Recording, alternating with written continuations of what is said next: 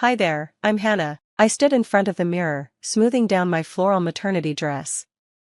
My baby bump was clearly showing, a constant reminder of the new life growing inside me. Today was supposed to be a happy day, my baby's shower, but as I looked at my reflection, I couldn't shake off a feeling of worry deep in my stomach. Hey, you ready? The guests will be here soon, Mark called from downstairs. I took a deep breath, forced a smile, and made my way down. Mark was busy in the living room, setting up chairs and hanging the last decorations.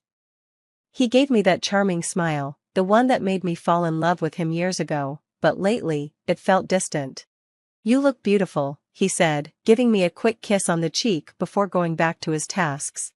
I wanted to stop him, to make him really look at me, and ask why he seemed so distracted lately, but I held back. Today was about celebrating our baby, not bringing up our issues. The doorbell rang, and Claire burst in, arms full of gifts and decorations. Hannah, you look amazing. You're glowing, she exclaimed, giving me a warm hug. I relaxed, grateful for her support. Thanks for coming early to help set up, I said as we started arranging snacks and games. Claire lowered her voice. How are things with Mark? I glanced at my husband, who was now fiddling with the sound system. Fine, I lied. He's just busy with work, you know.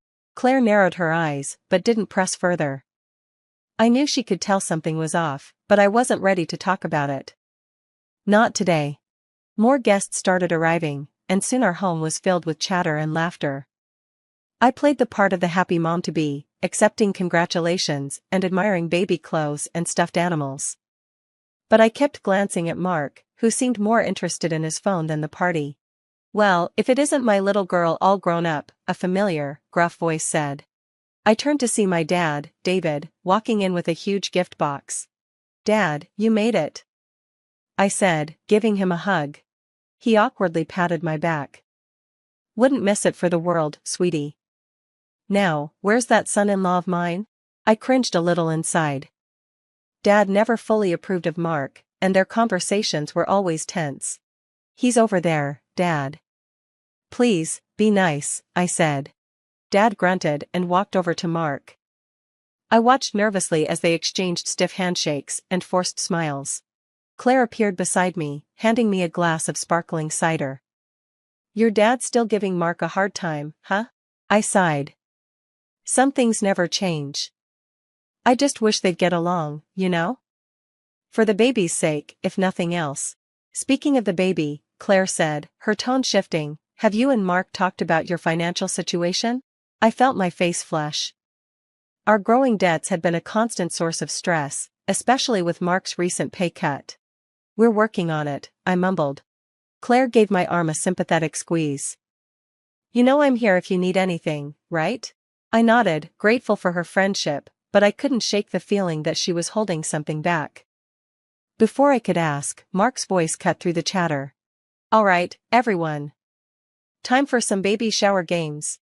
As I watched my friends and family gather around, laughing and chatting, a mix of emotions washed over me, joy for the baby I was bringing into the world, anxiety about our uncertain future, and a deep longing for the closeness Mark and I used to share. I placed a hand on my belly and felt a soft kick.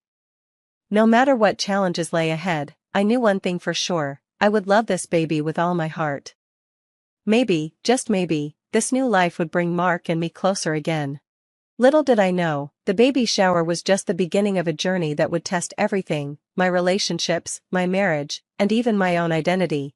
The room buzzed with laughter and conversation as we moved on to the gift opening.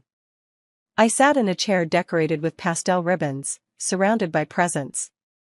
I felt both excited and uneasy. Mark stood beside me, his hand resting lightly on my shoulder, but his eyes kept drifting to his phone. All right, everyone. Gather round, my dad's booming voice cut through the noise. It's time for a toast to the parents-to-be. I felt a knot form in my stomach. Dad had that look in his eye, the one that always meant trouble. He raised his glass, and the room fell silent. To my beautiful daughter, Hannah, he began, his voice filled with emotion.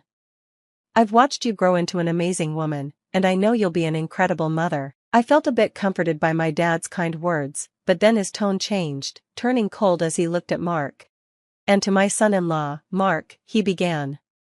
"I had such high hopes for you. I trusted you with my daughter's heart." The room grew tense. My heart started racing, and I gripped the arms of my chair. "But it seems I was wrong about you," Dad continued, his voice full of anger. "You see, folks, our Mark here hasn't been busy with work like he's been saying, he's been busy with another woman." Gasps filled the room. I felt all the blood drain from my face. I turned to look at Mark, who had gone pale, his eyes wide with guilt and shock. "Dad, what are you talking about?" I managed to say, my voice shaking. But my dad wasn't done. With a dramatic gesture, he pulled out a stack of papers from his jacket. "I have proof," he said. "Text messages, photos, hotel receipts, all right here for everyone to see."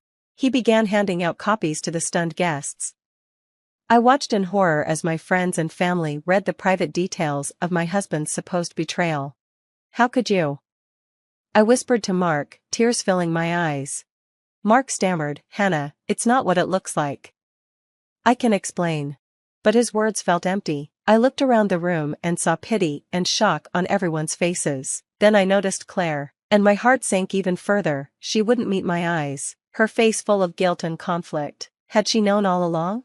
"Get out," I whispered to Mark, barely able to speak. "Hannah, please," he begged. I said, "Get out," I shouted, surprising even myself with the anger in my voice.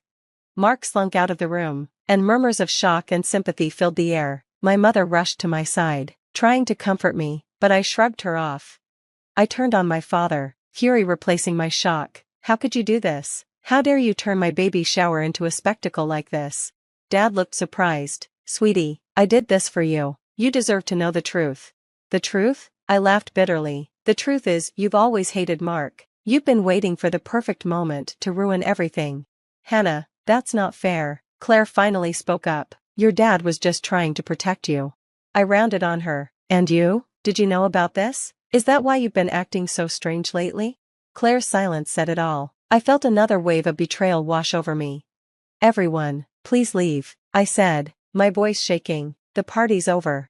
As the guests slowly filed out, murmuring apologies and offering support, I sat alone in the chair, surrounded by half-opened gifts and the scattered evidence of my shattered life. My father approached, his face a mix of concern and defiance. "Hannah, I know you're upset, but don't." I cut him off. "Just don't, Dad, you've done enough." Left alone in the aftermath of the chaos, I placed a hand on my swollen belly. My baby kicked, almost as if sensing the turmoil. "It's just you and me now, little one," I whispered, tears streaming down my face. "What are we going to do?" As reality set in, a flood of emotions overwhelmed me: anger at Mark for his betrayal, fury at my dad for humiliating me in front of everyone, disappointment in Claire for keeping secrets, and a deep sense of loneliness. But beneath all the pain, there was something else, a small flicker of relief. I made a decision. I wouldn't let this destroy me. For my baby's sake and for myself, I would find a way through this mess. Little did I know, the revelations of that day were just the beginning. The coming weeks would challenge me in ways I never imagined, forcing me to face hard truths about my relationships, my marriage, and even myself. The days after the baby shower blurred together in a fog of tears and sleepless nights. I shut myself off, ignoring calls and messages from concerned friends and family. The only comfort I had was the constant movement of my baby, a reminder that I had to keep going, no matter how broken I felt. One afternoon, as I sat on the couch, I heard voices drifting through the open window. It was Claire, talking quietly to someone outside. I should have told her sooner. I heard Claire's voice tremble. "I saw Mark with that woman weeks ago. I just didn't want to be the one to break her heart." My own heart clenched. Even my best friend had betrayed me. I wanted to scream, to confront her, but I was too numb, too exhausted by the constant wave of betrayals. Days turned into weeks, and I knew I couldn't hide forever, especially with a baby on the way. I needed to face reality, so I called Mark.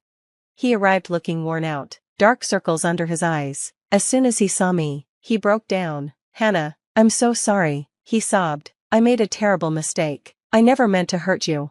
I listened as he poured out his regrets, explaining how he felt stressed and unappreciated, but his words felt empty. Nothing he said could take away the pain he had caused. I want to try and fix this, Mark pleaded. For us, for the baby, we could go to counseling. I nodded, not because I forgave him, but because I felt we needed to try, at least for the sake of our child. As we talked, Mark's phone kept buzzing. He tried to ignore it, but I could see the worry in his eyes. What's going on, Mark? I asked, suddenly on edge. Is there something else you're hiding?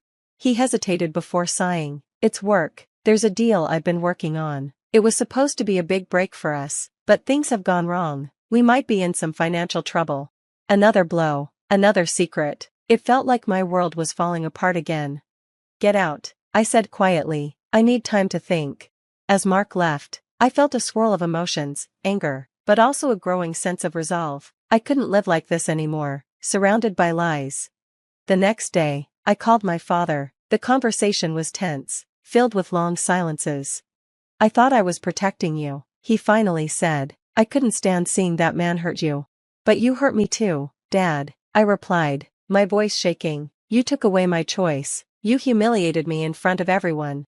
He didn't have an answer for that. As we ended the call, I felt a weight lift from my shoulders. I had finally spoken my truth, and now I could begin to heal. Hannah's journey through betrayal and self-discovery has come to an end, but now we turn to you. If you were in Hannah's position, would you give your marriage another chance after such a public betrayal? Or would you walk away? Consider her situation, a baby on the way, financial troubles, and the involvement of family and friends. What would you do? Share your thoughts in the comments below. Your perspective could help others in similar situations.